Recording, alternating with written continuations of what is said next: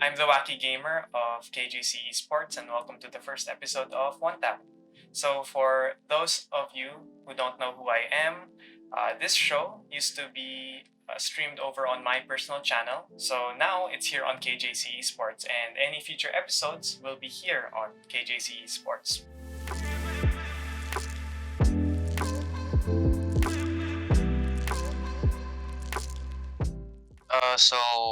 I'm Francis Danison Bunyag, aka Rabbet.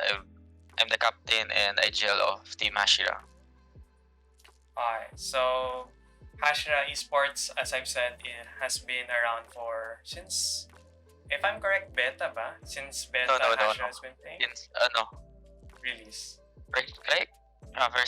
First strike. First strike. Or first strike. So, medyo OG team ang Hashira for those that may not know the team. So, personally for you though, I would like to ask, what was your path to pro like? Since Hashira was formed just for first strike, were you a pro in any other game before that? I was amateur, like semi-pro player for CS before. Then after some time, I laid back. Then pursued schools. Like I went to school, stayed at school. Then I went to coach a team for CS:GO that was Metronoia. Then after that, after a few months, our team got disbanded. Then Valorant got announced. So yun, doon na nagsimula. Relatively new ka ba? When you say CS, because CS has been around for like 10 plus years, how long technically have you been a pro in that sense? Like I've played competitively for CS like for 2 years, I think. I've been playing FPS for around plus now, around 6 years. So, generally, medyo new pro ka din. So, hindi ka pa like 5 plus years yet sa esports scene. Not pa talaga. Tapos, I remember I saw your Facebook post sa Hashira ba yan? Yung 4K TV. Na 4K monitor pa yan. Yeah. So I think pag nakikita ng mga tao or when people see posts of having sponsors and all that, they think, wow, see Rabbit's living the dream of being an esports professional. But is there something that people don't see or don't realize about working sa esports, especially here sa Philippines? It's very very stressful. Lalo na if like you're not a competitive person.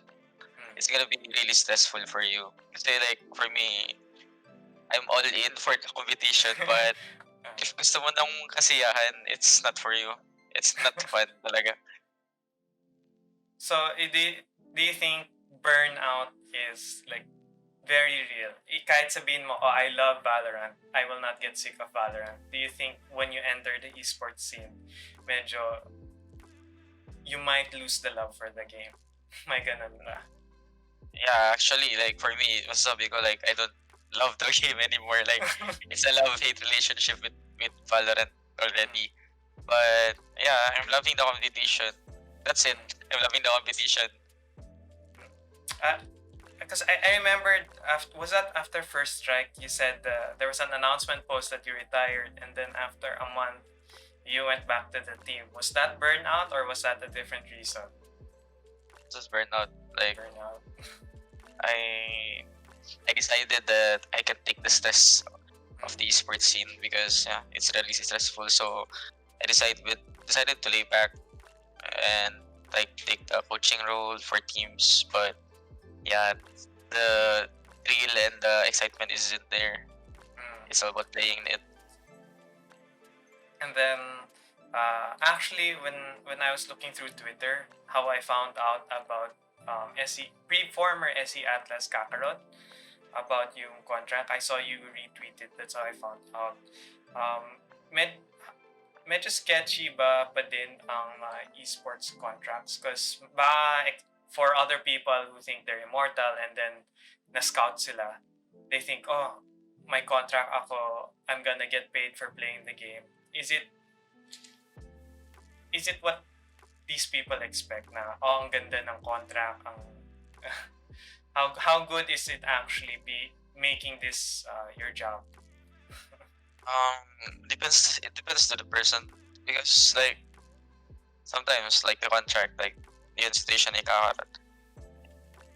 binds you to something na you're not really happy with anymore. So like you have to read it again and again to make sure that you want to stay like for 6+ months in a team. Like you have to decide because like your time spent there won't hindi mo makukuha ulit eh. So like kailangan mong isigurado talaga like every decision in your life you have to make sure rin talaga.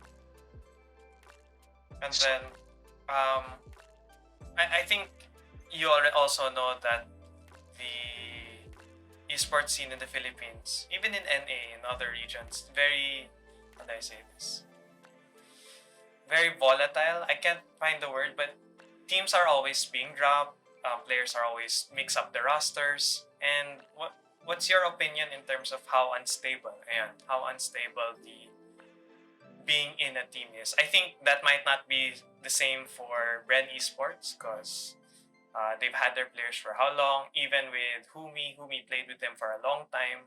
But like SV Empire, Action PH, they've gone through different rosters and different teams every time. Ano yung opinion mo with orgs or sponsors treating teams a bit not throwable but a bit yung unstableness niya? Because for me, like esports is really a business, so I can blame the orgs by dropping their players or changing the lineups because we're all here to win. So walang personalan, but yeah, I think everyone's still finding the perfect mix of players. Like for us, like we're still finding the perfect mix of players for it.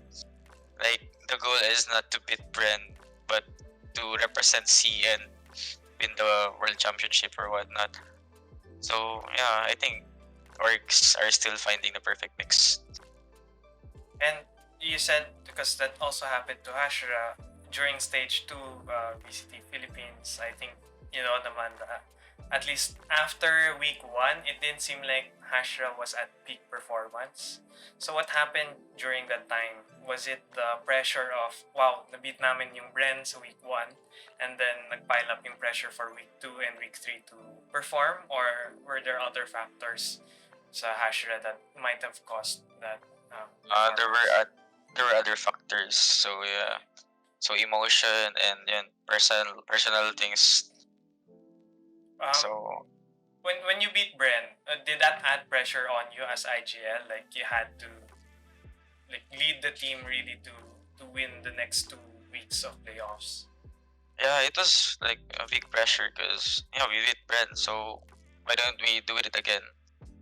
So yeah, that was really like the pressure, but yeah, you gotta get used to it in the long run. And then, if I understand, since you retired, became coach, and then came back, and then I saw posts of Ilustrado, and I forgot who the second coach is for Hashira. Silver. Silver. What's he's here in chat. What's the relationship between IGL team and coach? How do you go about planning and all that? So like they have to be open to me, like if I made a wrong decision or other stuff. So I'm always open for criticisms from them. So because they always look at the game like from a different standpoint from me. So all their inputs are so big. Like it's gonna be a big impact to our gameplay and how we understand the game. So yeah. Are there sometimes a clash of ideas, like you as IGL or you and the team want to play a certain way, but then the coach says, "Oh, I don't think this is the right way to play Valo." Has there been something like that? So far none, because like it's always like I'm always the last guy to decide. Like they give suggestions, but I'm always the last one to decide what will happen because I'm the one who's leading in the game. Like I'm the one who's talking and deciding what we will do. So yeah. And since you're the one deciding what to do, does that mean when you're in game, you're the one always making the shot call? Or there's some teams kasi that like to be a bit flexible, where uh, anyone in the team can technically make the call? Or in Hashira, it's you always with the last say sometimes? Most of the time, yes, but sometimes the moment when I get choked or when I stop talking, my team fills in right away. But most of the time, I'm the one who's talking and deciding everything. And I think so also on the retakes, you're the one who makes the plans on how to make the retakes. Yeah, I'm the one who's like calling where to smoke, when to flash, or I will just shout, go in, pasok, pasok. Because personally, okay, there to the viewers, I have a personal bias, and I think that Hashira is the kings of retakes. Because I forgot the actual statistics, but if you watch their games and there's at least 4 people still or 3 people still alive in Hashira, you can expect that they can still retake the side. So that's how exciting I feel personally. Hashira is when they do retakes, very fun and exciting to watch. Na you think na ay imposible na to, GG na to, but then ang clean ng execution in a way. And then, what are your challenges of being an IGL? I think you've been an IGL with different rosters. The one with an EJ was still around, and then with Envy around, and then now whole new squad. What are your challenges with the different players or the team? So it takes me time to understand how they think, how they play. So like I have to take in their decision making every time, so I can adjust. So it's hard, but yeah, I have made it work already 2 times. So why not make it 3 times? So 3rd time's the charm. Sana. With no hard feelings, who has been the hardest to understand or hardest to really work with in terms of like IGLing? Like you just can't get a grasp on how aggressive they are or how passive they play and all that. Ata eh. Like, everyone has a problem. Like, kahit ako, I have my own problems in game, but yeah, everyone has a problem. It's just like, how will you adjust on your teammates' mistakes? And then, I was looking at chat, and then someone said, version here said attitude. How would you, as an IGL, you get like a star player, but then their ego is so big, their ego is so high. Would you want them still in the team? Would you try to fix them, or? Oh, yeah. If it takes time to fix that person's personality, it's gonna be hard. But yeah, like for me, like it's the same. Like personality is like the hardest thing to change in a person. Like skill can be like you can be better in a game, but your personality stays. Like it's a part of you. So yeah, I think like kicking that person is the easiest way for me. Like personally, I don't want stress. Like if I'm playing or competing, I don't want stress. You're already stressed with your opponents, so be stressed with your teammates. Okay. So I don't know if you have your teammates here on chat. I would have, or anyone nearby, I would have wanted to ask, how are you? How are they handling you as a as IGL? But for you, if I went and asked your teammates, oh, how do you think Rabbit is as a player and as an IGL? What do you think they would rank you? All brain, no aim. I mean, I remember watching Dubstep's watch party, and then he has a whiff counter, and then nung nag-whiff ka, it was all mine. On mine, yeah. And then, since you've been IGLing for 3rd time's the charm, hopefully, how, if I'm a new player or if I'm in a new team or if I'm a coach and I'm trying to find out who can be the IGL, when can you know na IGLing is for me, when is IGLing not for me? I think it's the person that wants to take in the job right away. Like you can't force someone like to IGL. Like you want to volunteer, that you will want that someone to volunteer to be the IGL, because IGLing is like really hard. like really hard. Like you have to think about yourself and you have to think about your teammates. So yeah, like you have to volunteer for it. You don't. There's not like the criteria to be an IGL. You have to have the will to be an IGL. And then you know Shazam, of course, Sentinels. Who doesn't know Sentinels in the esports scene? They don't have a coach, and he's the IGL, and he spends a lot of time also studying the game and researching the other teams. How much for you as an IGL do you also put a lot of time researching teams, or is it more and like thinking of execute, or is it more really on scrims and trying things out rather than doing the research and you just leave that to the coach, to the coaches? On like right now, if you're a new team, just work on your chemistry, communication, all the basics like tradings, movement, and yeah, that's all. Like just work on the basics. But if you're a settled team, like let's say Bren or like previous us, like the previous us, like before the roster changes, I think I don't even like what do VOD reviews or other things. I just adjust on the fly because sometimes I overthink. Because all teams, like all pro teams, they always change up. So if you do VOD reviews, like you will just overthink it. So just like I think just adjust like mid game, like adjust everything. Like leave it to the coaches to think of the patterns of the enemy, and then you just just try to learn about the mannerisms of the opponents, like the small mistakes that they do every time. Just capitalize on that. And since there's always consistent top teams, Hashira, Bren, SV Empire, well, technically newly Alpha Esports.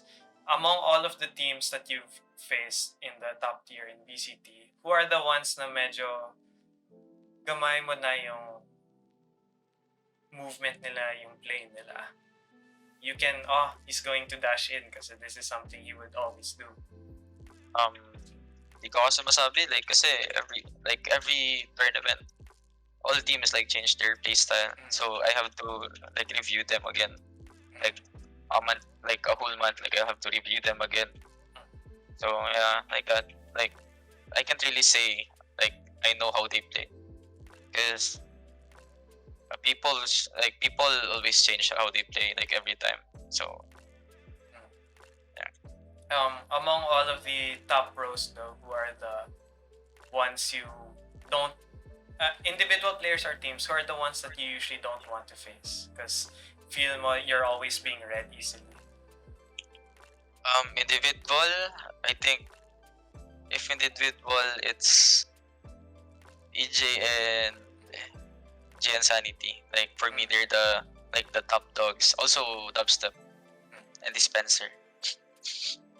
Like they're the top dogs. Like and Borkum, like 3 of the brand players. Like they're all the top dogs. Like there's like they really make mistakes. Not like yeah, they have aim, they have game sense, they have great decision making. And then in the team that you wish you don't usually want to face on grand finals, is it still Bren or is there a new team? Okay, it's Bren again. After Bren, who's the one that's stopping you, kind of stopping Hashira from feel mo going to that next level of reaching Bren? Empire.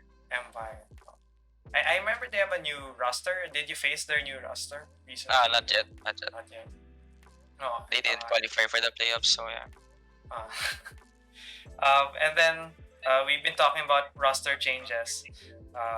Invi is out, Amix is out, and 2766 is out. And then you brought back in Symbol and NDG. Is it okay to ask what are the reasons for this change up? Like it's hard to answer because yeah, I don't want to affect their But I think it, as you said earlier, sometimes it just really boils down to team chemistry, and if you've been playing for how many months together, you can get a feel if it's working out or not working out. Yeah, like if you hit the barrier, it's like gonna be hard to overcome it, especially if like the personalities like clash in. So yeah, it's gonna be hard. And then, what do you think of the power level of teams in Philippines in comparison to Southeast Asia teams? Because I think right now Thailand is kind of dominating C. So where Yeah, do you think is Philippines? I think the Philippines is around uh 3, I think. Top, Because at least top if, three.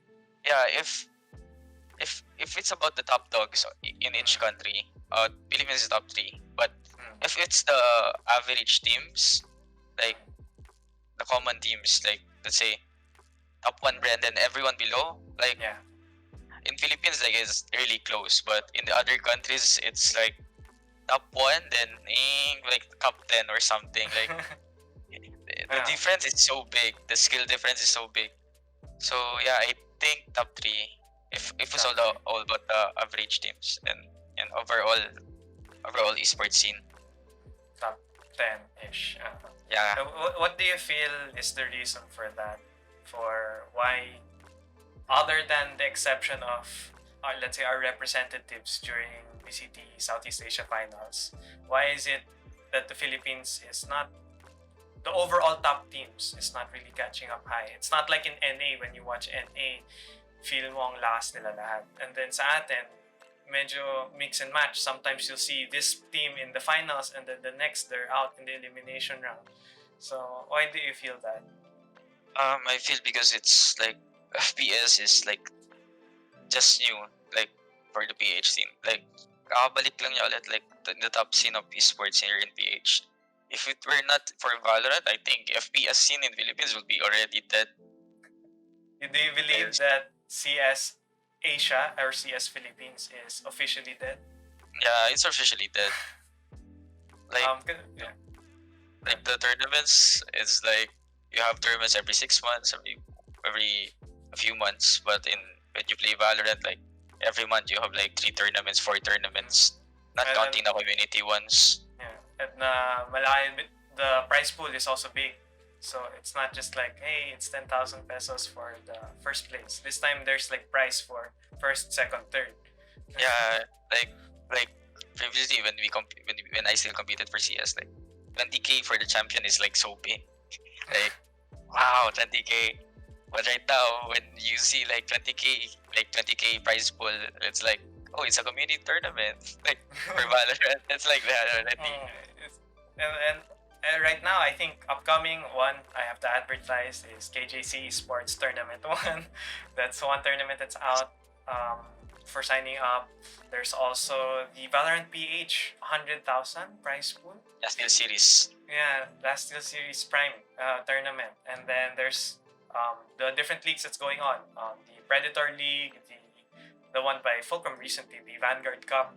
So like, there's a lot of tournaments right now in the off season. Yeah, I call it off season because there's no 1 month break. VCT Philippines. Yeah, 1 month break for VCT, then all Back the to the tournaments come in. So is this time in the off season? Is this time for you guys to experiment, or is this time for you guys to really try and win as much as you can? What's the goal of tournaments now? Other than just winning, are you here to experiment or?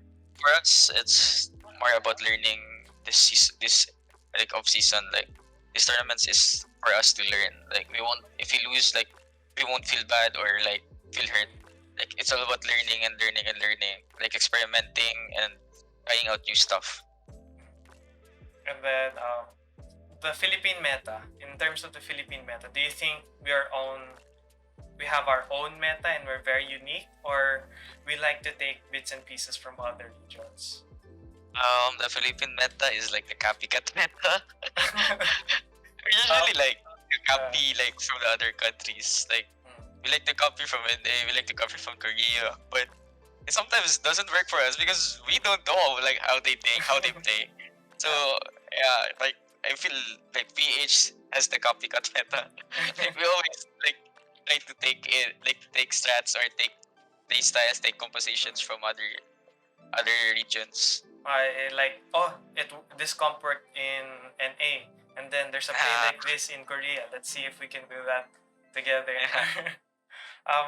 But I think for sure, one meta that everyone can agree with in the Philippines is the asim place. If you know, of course, know what asim place Same are. place.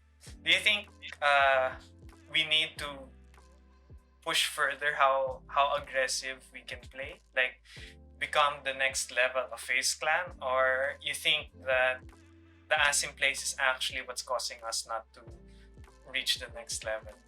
Actually, it's the one that's causing us to not to reach the next level because, like, let's say, like the team brand, it's their like they play so disciplined. That's their key. So like, why don't we all play discipline so we can play on their level?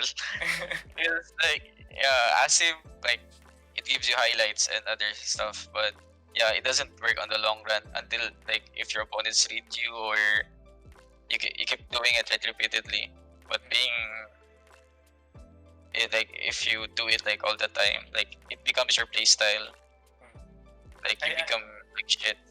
Yeah, I think that's what happened with 60-45 Pirates when they couldn't really perform as well the first time they showed up in VCT. But then I think they started becoming more disciplined with how aggressive they can sometimes be. I mean, sometimes Fireside Jin will he just feels that he has to go aggressive. But I think what really propelled them towards the VCT Southeast Asia Finals was they were more slowed down. I think they tried to keep the asim lower. They became more aggressive. Because like before, like on our first like the first time we met like pirates, like it was all about like Fire Saiyajin. Like we just have to think about like Fire Saiyajin, what he does. Like we just have to shut him down. Like you can see the stats like when Fire Saiyajin like fought us, they was like below like super below the stats. But like after Senior Carl joined it, like we have to think two guys making stupid plays, like pushing in, killing us. So it was really hard to read them already because of that. Because they have two stupidly great mechanically gifted players. So yeah, it's kind of hard to read them because yun, in Asim. Let's see how far they'll get now because they just recently announced. I also did an interview with Coach Zaiki that they found a new org with no announcement yet on the org, but let's see if they finally have the proper facilities now. Let's see how much they'll level up or if they'll take Asim to a whole new level. Maybe next it's not just two players who play with Asim, it's all five. Yeah, it's like Fire, Saiyajin, and Senior Carl is like on a different frequency from their teammates. Like they're playing on their own, and the other three supports them. That's how they play. In Hashira, who's the most Asim player? Asim player. I think it's Hatred. Hatred before, but now like he's afraid to pick. Is Hatred around there? Is that one? Yeah, he's like beside me. The Hatred is Asim player afraid now to dash out. Jet, if I recall, likes to use Jet a lot. Yeah. And I think that's the last question for my formal questions. If there's anyone in chat that has questions for Hashra, let's give like 5 minutes or so answering questions from chat. Let's see if they have questions. Ang mean naman na coach niya talks about receding hairline. Well, close the you and version are close naman that you can make jokes like this to each other. Yeah. He always bullies me, then I bully him. It's fair. Fair. Is there anything you want to share? Here's a question. What is the best way to improve to a professional level of Valorant? The best way, I can't give the best way because everyone improves in different phases. But I think like do VOD reviews, like learn from the best first. Because sometimes like you're so good at bugs, but when you play in a team environment, you don't know how to play it. So like learn how to play with the team first and learn how to move around the organized opponent. So yeah. When you do you think rank matters or your rank matters when you play or when you represent a team? So if you're immortal, will people say, "Oh, immortal lang yan, hindi yan magaling"? Does rank really matter? Where you are on the leaderboard in terms of competition esports? Um, I think not, because it's like let's say my teammate Symbol, like he's so cracked in tournaments, but his rank is like 100 points emo or 90. Like it doesn't like some people don't even grind in competitive. Like me, I just started like grinding again on competitive. Like previously, I only had like that like 50 points or like 1 point immortal. Like I don't have time for competitive, like being compes, because like we're busy in practice. Like after practice, I have to do VOD reviews. Then in the morning, I have to do VOD reviews again. And I think there was a question before. How then, if you don't really play ranked as much, how do you stay consistent now? Where do you actually put in the practice? Like I always like do the range and DM.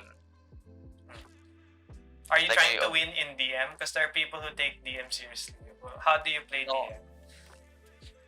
It depends. Like at first, I just like start with just tapping. Like I won't spray. I don't care about like getting like top like 40 kills right away. Like I just want to see if my tracking is good. Like I just track the head, then tap, track the head, tap, track the head, tap. The next stop and shoot and stop and shoot. Like what do you call this? Like take like routine. Practice the basics. Like practice your routine like every day to keep consistent. I think that's one thing everyone should learn, to stop taking deathmatch so seriously and just use that as your practice and warm-up routine. Like when you deathmatch, like avoid crouching, avoid like always try to jiggle pick, like always counter strafe, like practice your basics every day. Why did you say to not always crouch? What's your opinion on crouching? Crouching in Valorant is so shit. Like you can like run away right away. Like you can crouch pay. You can crouch pay, but it's so hard. So if you crouch play, you're already dead. Like your opponents can just like fire you, like jiggle you, like you can just like dance in front of you and shoot your head.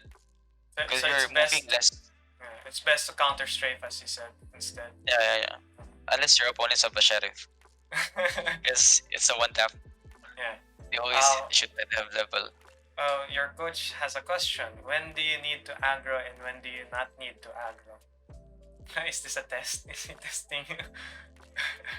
Like, it's hard to answer. It's really based on the situation. Like, there's so much happening in the game. Like, you have to decide. Like, let's say your opponents are making presence on the other side, so you guys have to like take aggressive push on the other side to get info and map control. So yeah, for me, playing aggressive is not about getting the kills, but about getting the map control. How often do you usually play aggressive? Are you usually the one that ends up lurking, or at least on defense? Usually stay at spawn. Because I'm always looking at the radar, so I get like push in or pick, but sometimes I push. But yeah, most of the time, like if I have to read the opponents first, like I still just stay like hiding and looking at the radar the whole time. How big is your radar? Like 25% of my screen. 25. 20 or 15% of my screen. Oh, here's another important question. Fixed or rotating? Fixed. Fixed. What are your opinions on rotating minima? It's confusing. It's confusing. Because if you have fixed, like if you have like rotating, there's a circular barrier on your radar, so it's not like the full size of the radar. But if you try to make it full size, but it becomes smaller, so it's a downgrade for me. Like I want to see every detail on my radar, like where my teammates are sitting, where my opponents are pushing. So I think that's a tip for IGLs, or I think I don't want to say it's the rule. It's still personal preference, but I think from what Rabbit said, try, if you feel that you're not getting enough information, try using fixed instead of rotating minimap. Here's a question. How do you find new players for your team, or would you have suggestions as to how individual players could join a team to become a pro player and make a living as a pro player? Wait, hello, Sir TheJoaquiGamer. I would Yeah. like to ask, how do you find new players for your team, and or would you have suggestions as how to individual players could join a team to become pro player? So sa first question, like, where do you guys find? Are you trying to poach another team? Like, uy, player, yung Sentinel player nila, magaling, kunin natin to. Or, how do you find these players? Yeah, that's the easiest way. Like, get players from a disbanding team. That's the easiest way. But if you want to get like new players, I think try to what do you call this? No, like try to befriend pro players. Like that's the way you get noticed. Like if you feel you're already good, like try to play with like pro players, like say GN Santi, Ching, or any player. Like let's say you're secretly the top 10 regent in APAC, I mean Asia. So try to play with the pro players. You will get noticed eventually. And then, do you think it helps if you stream? Like, if you're a top player, you should stream. It helps, but most pro players doesn't even care about streams. Like if you have good highlights, it's pointless. It's about how you play. So is it would you suggest players to have something like a demo? Because when you apply for media positions, arts, filmmaking, you give them a demo reel, not a highlight reel, a demo reel. Do you think that helps to teams if they provided you that?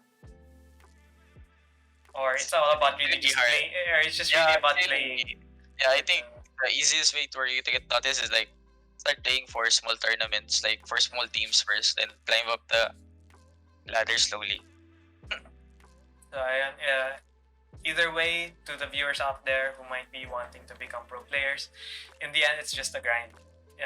It's just like rank. You just have to grind to find a team and hope that your performance helps you get a team. I don't know if this is a joke question. There's two questions here. Is it okay to entry sites as Killjoy, and is it okay to lurk as Jet? It's okay to entry sites if you're version Charles.